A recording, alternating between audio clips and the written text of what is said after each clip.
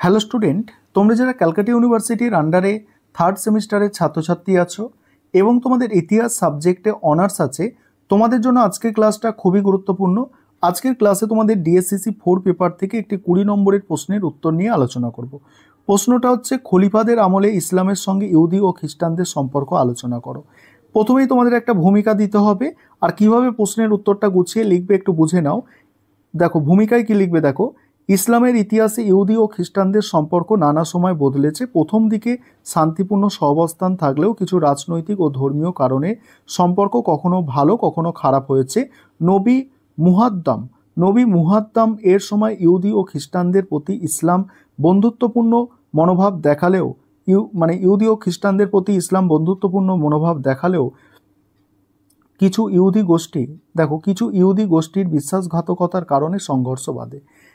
Umayya শাসনে সংখ্যালঘুদের ওপর কঠোর নীতি নেওয়া হলেও আব্বাসীয় শাসনে ধর্মীয় সহাবস্থান ও উন্নতির সুযোগ তৈরি হয়। স্পেনে উমাইয়া শাসন আমলে মুসলমান ইহুদি ও খ্রিস্টানরা একসঙ্গে জ্ঞান ও সংস্কৃতির বিকাশ ঘটিয়েছিল। নবী মুহাদ্দাম এর সময়কালে ইহুদি ও খ্রিস্টানদের সম্পর্ক দেখো।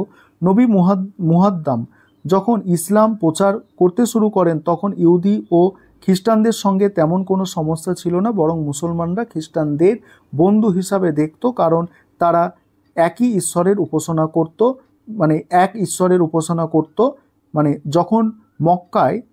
যখন মক্কার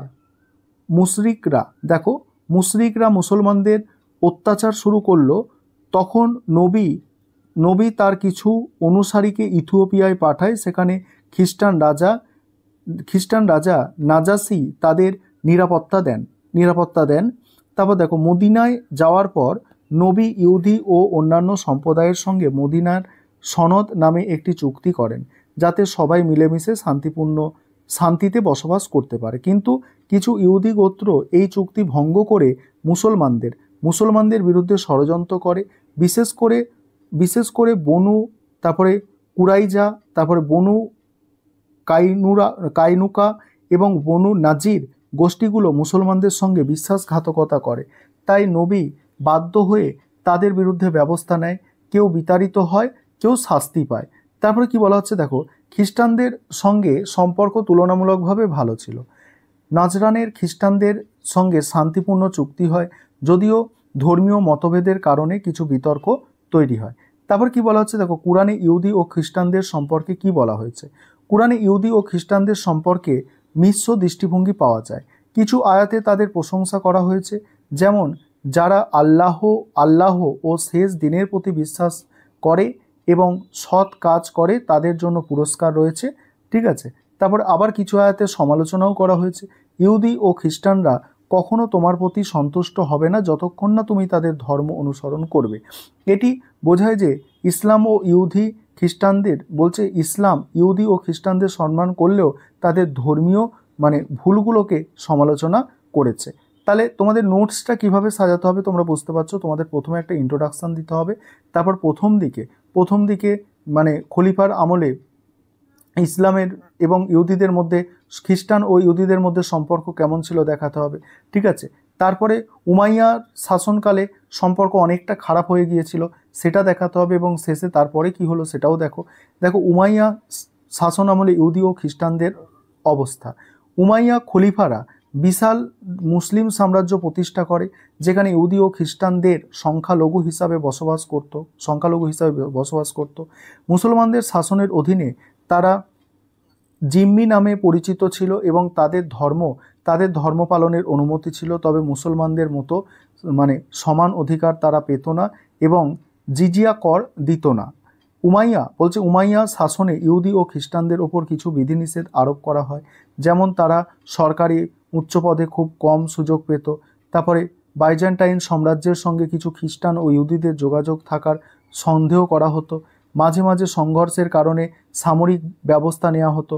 তবে উমাইয়া শাসনকালে কিছু ইহুদি ও খ্রিস্টান পণ্ডিত বিজ্ঞান, চিকিৎসা ও অনুবাদ কর্মে গুরুত্বপূর্ণ ভূমিকা রাখে। তারপর আব্বাসীয় শাসন ও উন্নতি। আব্বাসীয় শাসনকালে আবার তাদের সম্পর্ক ভালো হয়। দেখো আব্বাসীয় খলিফাদের সময় ইহুদি ও খ্রিস্টানদের প্রতি তুলনামূলকভাবে ভালো আচরণ করা হয়।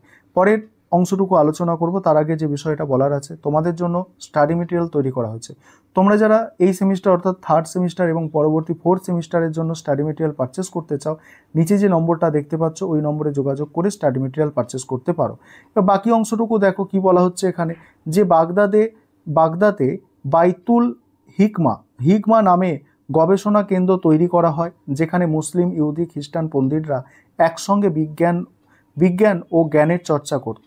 তারপর ধর্মীয় সহনশীলতা বাড়ানো হয়, ফলে ইহুদি খ্রিস্টানরা ব্যবসা বাণিজ্য ও প্রশাসনের সুযোগ পায়।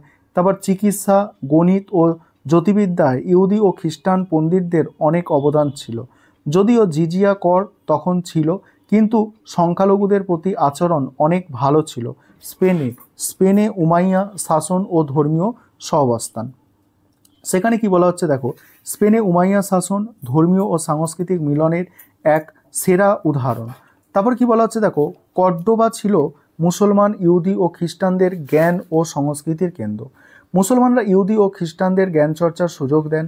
বিখ্যাত ইহুদি দার্শনিক দেখো মাইমোনিডিয়াস এবং মুসলিম পণ্ডিত ইবনে রুশদ এই সময় গুরুত্বপূর্ণ কাজ করেন।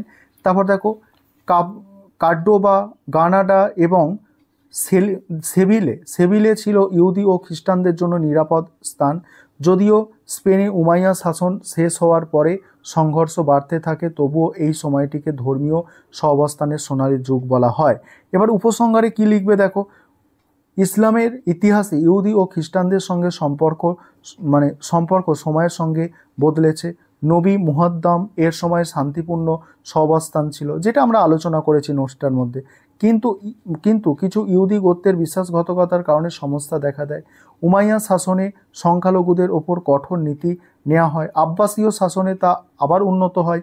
স্পেনে উমাইয়া শাসনের সময় মুসলমান, ইহুদি ও খ্রিস্টানরা একসঙ্গে জ্ঞান চর্চা ও সংস্কৃতির বিকাশ ঘটায়। এই সম্পর্ক কখনো বন্ধুত্বপূর্ণ ছিল, কখনো দ্বন্দ্বপূর্ণ ছিল, কিন্তু জ্ঞান ও সংস্কৃতির ক্ষেত্রে তারা একসঙ্গে অনেক কিছু অর্জন করেছিল। এই ছিল তোমাদের আজকে একটি গুরুত্বপূর্ণ প্রশ্নের উত্তর।